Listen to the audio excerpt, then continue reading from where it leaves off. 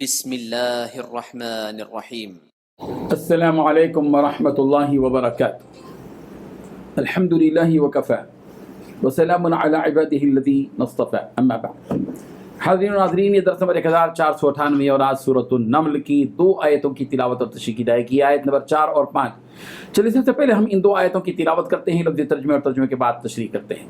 اعوذ باللہ من الشیطان الرجیم، بسم اللہ الرحمن الرحیم۔ ان الذين لا يؤمنون بالآخرة زينا لهم أعمالهم فهم يعمهون أولئك الذين لهم سوء العذاب وهم في الآخرة هم الأخسرون۔ صدق اللہ العظیم۔ لفظی ترجمہ یوں ہے، ان الذین، بے شک وہ لوگ جو لا یؤمنون، ایمان نہیں لاتے، بالآخرت، آخرت کے دن پر، زینا، ہم نے مزین کر دیے، لہم، ان کے لیے، اعمالہم، ان کے اعمال، فہم، لہذا وہ، یعمہون، سرگرداں پھرتے ہیں، اولئک الذین، یہ وہ لوگ ہیں، لہم، جن کے لیے، سوء العذاب، برا عذاب ہے، وہم، اور وہ، فی الآخرت، آخرت میں، ہم الاخسرون، وہی سب سے زیادہ خسارہ پانے والے ہیں۔ ترجمہ یوں ہے، جو لوگ آخرت پر ایمان نہیں رکھتے، ہم نے ان کے اعمال ان کے لیے آراستہ کر دیے ہیں تو وہ سرگرداں ہو رہے ہیں۔ یہی لوگ ہیں جن کے لیے بڑا عذاب ہے اور آخرت میں بھی وہ بہت نقصان اٹھانے والے ہیں۔ ان 2 آیتوں میں 3 باتیں بتلائی گئی ہیں۔ پہلی بات، جو لوگ آخرت پر ایمان نہیں رکھتے، ہم نے ان کے اعمال ان کے لیے آراستہ کر دیے ہیں تو وہ سرگرداں ہو رہے ہیں، بھٹک رہے ہیں۔ دوسری بات، یہی وہ لوگ ہیں جن کے لیے بڑا عذاب ہے۔ تیسری بات، آخرت میں بھی وہ نقصان اٹھانے والے ہیں۔ بزرگان محترم، کسی انسان کو اچھی چیز اچھی اور بری چیز بری معلوم ہو رہی ہے۔ کسی انسان کو حق اور باطل باطل معلوم ہو رہا ہے۔ کسی انسان کو بھلائی اور برائی محسوس ہو رہی ہے۔ بہت خوش نصیب ہے وہ شخص، قابل مبارکباد ہے وہ شخص۔ نتیجتاً یہ بات کہی جا سکتی ہے کہ وہ شخص ایسا ہے جس کا دماغ بالکل بہترین ہے، اس کی عقل میں فطور نہیں ہے، اس کا قلب سلیم ہے، اس کا قلب گمراہ نہیں ہے۔ یہ تمہیدی طور پر میں نے آپ کے سامنے اس لیے بات کہی ہے کہ کسی بھلی چیز کا بھلا محسوس ہونا اور کسی بری چیز کا برا محسوس ہونا، یہ بہت بڑے کمال کی چیز ہے، بہت بڑی چیز ہے، یہ بڑی نعمت ہے اللہ تبارک و تعالیٰ نے عطا کی۔ اس لیے کہ شیطان انسان کے پیچھے پڑا ہوا ہے اور شیطان اس تگ و دو میں ہے، اس محنت میں لگا ہوا ہے کہ وہ کسی بری چیز کو انسان کے سامنے بھلا کر کے بتلائے۔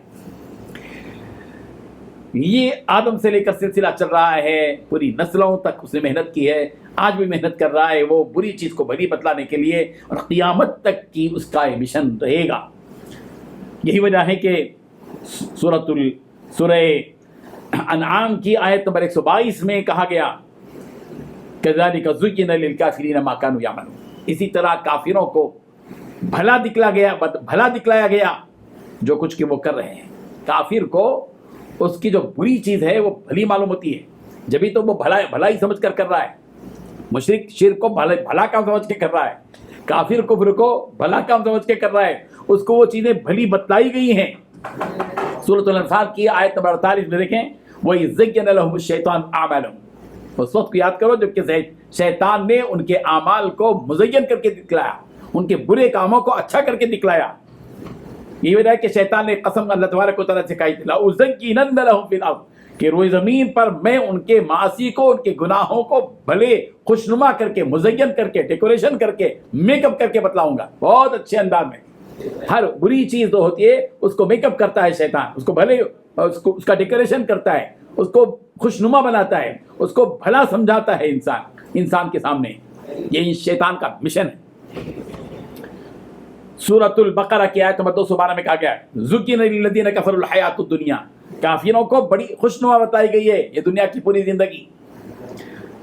اور پھر سورہ آل عمران کی آیت نمبر 14 میں ہے، زُيِّنَ لِلنَّاسِ، لوگوں کو خوشنما دکھایا گیا ہے، حب الشہوات، شہوتوں کی محبت، من النساء عورتوں میں سے، والبنین اولاد، والقناطیر المقنطرۃ من الذهب والفضہ سونے اور چاندی کے خزانے، اور پھر کھیتیاں اور گھوڑے اور پھر مویشی، یہ ساری چیزیں بڑی خوشنما ہو کر کے بتلائی جاتی ہیں۔ سورہ انعام کی آیت نمبر 108 میں وَكَذَلِكَ زَيَّنَّا لِكُلِّ أُمَّةٍ عَمَلَهُمْ، اسی طرح ہم نے ہر طبقے کو اور امت کو ان کا عمل مزین کر کے بتایا، خوشنما کر کے بتلایا۔ وَكَذَلِكَ زُيِّنَ لِكَثِيرٍ مِّنَ الْمُشْرِكِينَ قَتْلَ أَوْلَادِهِمْ، سورہ انعام کی آیت نمبر 137 میں ہے کہ اسی طرح مشرکوں کو ان کا برا عمل یعنی اولاد کو قتل کرنا، یہ ان کو خوشنما کر کے دکھلایا گیا۔